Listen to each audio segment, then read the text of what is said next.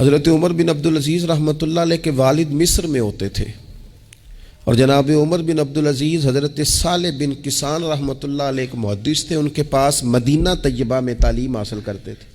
تو آپ نے اپنے استاد صاحب کے پیچھے عصر کی نماز پڑھی تو ایک رکعت آپ کی لیٹ تھی، اٹھ کے آپ نے نماز پوری کی تو حضرت صالح بن کسان محدث تھے، عالم تھے، حدیث پاک کو جاننے والے، وہ حضرت عمر بن عبدالعزیز سے کہہ رہے ہیں بچپن ہے اور والد مصر میں۔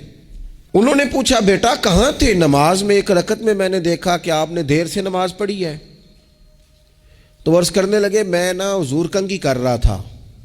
بعض بچے آئینے کے سامنے کھڑے رہتے ہیں پھر بڑی بڑی دیر ہی کھڑے رہتے ہیں، کنگھی کر رہا تھا تو ذرا دیر ہو گئی۔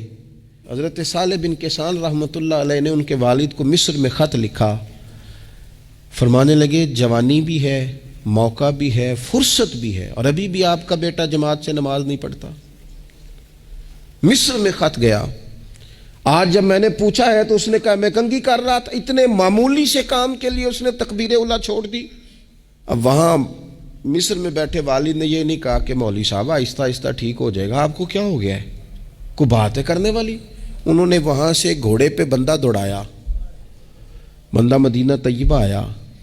اس نے کہا جاتے ہی عمر بن عبدالعزیز کو لے جانا حجام کے پاس اور اس کے سارے بال اتروا دینا، اور اسے کہنا پتر جن بالوں کی وجہ سے نماز رہ جائے ان بالوں کو سر پہ نہیں رہنا چاہیے، تیری جماعت کی رکعت رہ گئی پتر، اتنا بڑا کام، اللہ کے حضور حاضری کا موقع تھا۔ پھر اس کا ریزلٹ کیا نکلا؟ حضرت عمر بن عبدالعزیز بادشاہ بنے، 39 سال عمر میں انہوں نے پوری امت کو خیر سے بھر دیا۔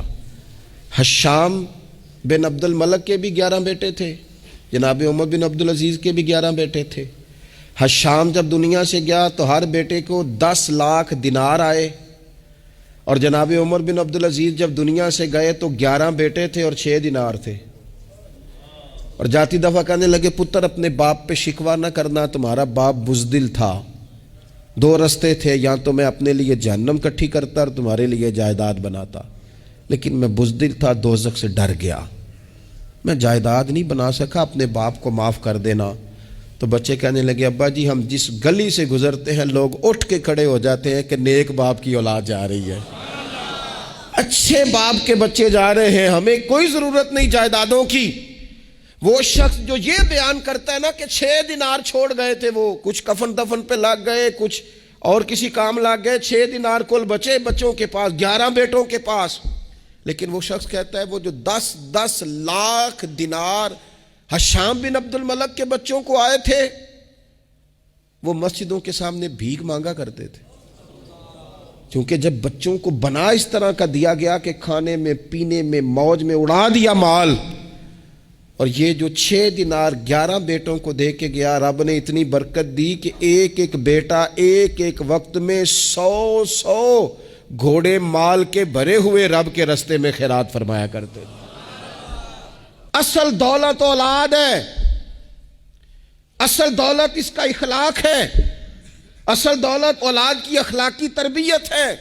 ایسا نہ ہو کہ مال کمانے کے چکر میں اصل دولت سے ہاتھ دھو بیٹھے، ایسا نہ ہو کہ بینک پیسوں سے بھر جائے اور ہماری اولاد ہاتھوں سے نکل جائے، ایسا نہ ہو کہ ہم نے یاروں کو ٹائم دے دے کے تو بڑی دور نکل گئے ہم، لیکن ہمارے بچے کے ذہن میں چند سوالات تھے، ہم انہیں مطمئن نہیں کر سکے، ہم نے نوکروں کے ذمہ ڈال دیا، فلانے کے ذمہ ڈال دیا، چچا کے ذمہ ڈال دیا، وقت نہیں دیا، ٹائم نہیں دیا۔